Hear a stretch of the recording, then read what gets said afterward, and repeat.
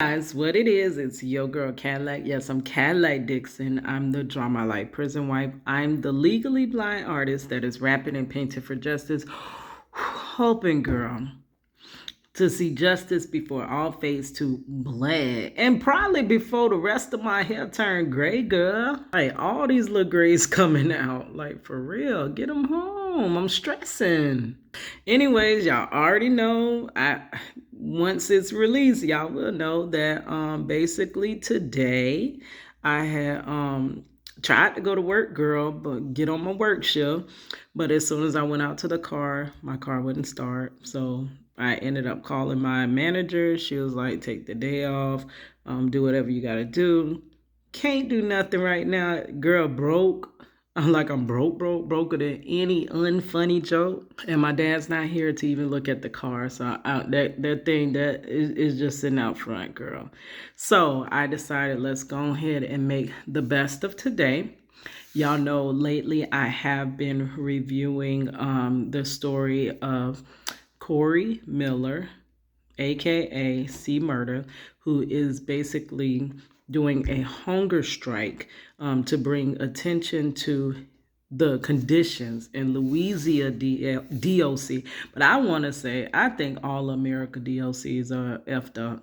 I know Florida is, because my husband is wrongfully convicted and excessively sentenced in the state of Florida. He is 21 years in on his wrongful conviction, so they got plenty of time out of him. The best years of his life and the best years of my life fighting to try to free him. The way I picture it, and by me being an artist, girl, when I get me some time, my fight right now is to get my time back. So I got to get off this workshop. But once I get me some time, I want to illustrate some things. So what I see of me fighting for Marchello, I see like, basically like he's over, like he's fell into a huge like hole. You can see the hole, the rock layers or something around the edge, and rocks just falling down, and he's fell over the edge. And I'm reaching down, just struggling to hold on to him, to pull him, all his body weight, all, I'm not as strong. I'm a strong woman, girl, but I'm not as strong. So I'm trying to hold his body weight up, and I'm trying to keep my footing to keep from falling over into the hole with him. And it's like, that's what I want to illustrate. This is fighting a wrongful conviction is like dang near impossible, girl.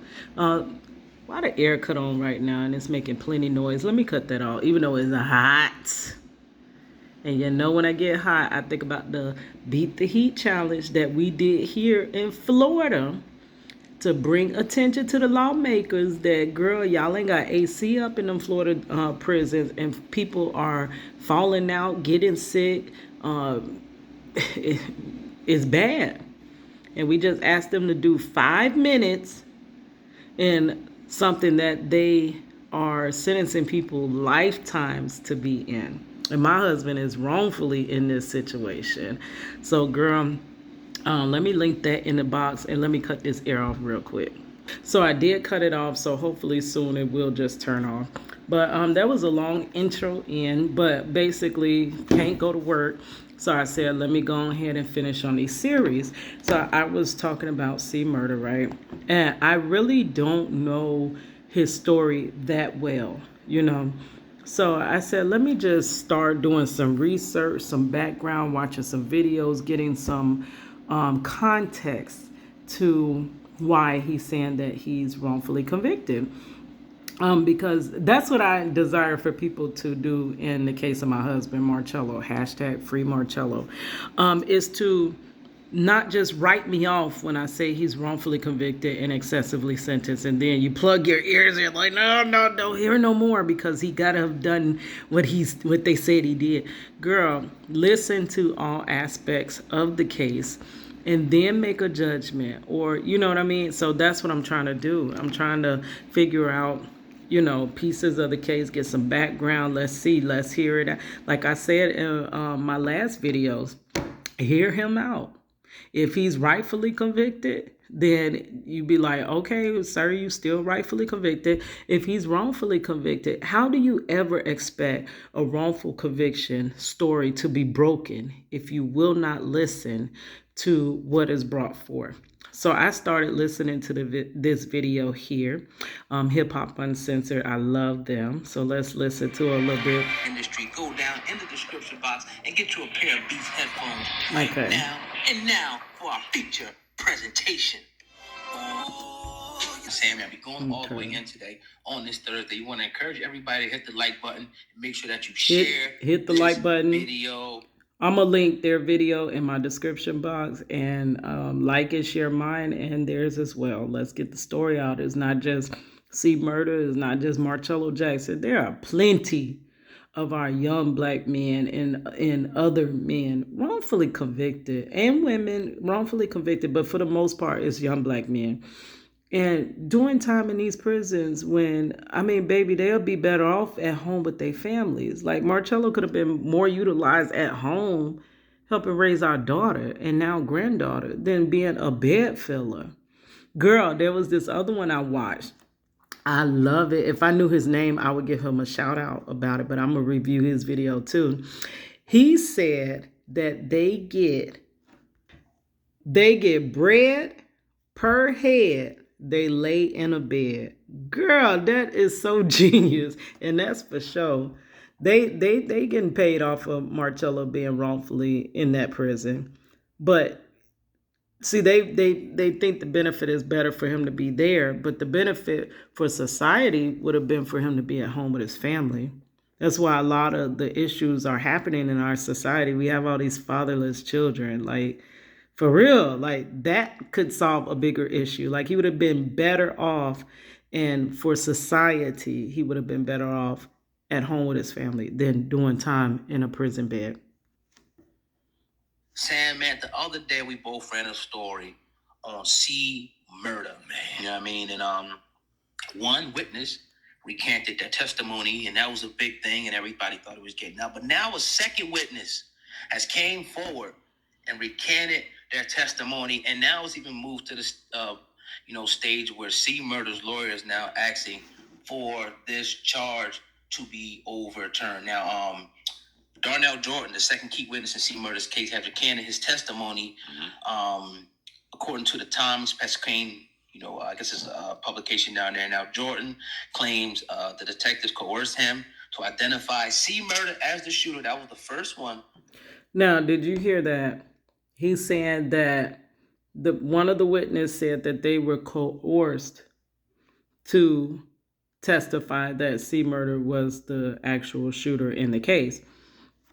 And I liken that to Marchello's case. That's exactly what happened now, Marchello is not incarcerated wrongfully for murder. He's not. He's incarcerated wrongfully for an attempted robbery of $60. I got to link some videos so you can understand that. But basically, the police told the folks what to write on the affidavit. And when they wrote the wrong thing, they gave that affidavit back to them and told them to amend it and make it the amount that truly lines up with what Marchello had on his person. So that's what Marchello is in for. An attempted robbery of $60. And when they give you attempted robbery, Florida stacks charges. They try to, one act, they try to get all the charges that they can out of that one act. But no matter what, Marchello's charges were stacked, but they charged him concurrently. So you're basically serving on all charges at the same time for the slew of charges that they gave you. But like I said before, when trial came around, the people that alleged that they were robbed of this $60, after the crime happened, they returned right back to the club that they claimed that Marchello had robbed them from. They said they had to drink be able to, I guess, deal with what was going on. They had to drink. They already said they had been there drinking, and they sobered up quickly and was able to ID Marchello. So there is no ID witnesses in Marcello's case but the people that are alleging that Marchello stole the $60. They even lied and said, the police lied, everybody lied and said that there are no cameras at the club. So there was no way to pull the cameras to see whether Marchello was at that club. If he wasn't there, there's no way he could have committed that alleged robbery of $60.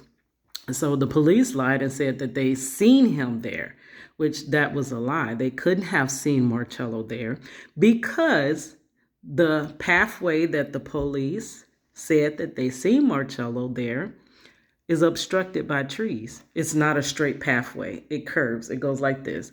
And as it curves, there's a row of trees there. You can't see straight down that street. But, you know, some police, I guess, got superpowers. And they were able to see through. They were first able to see hundreds of feet away.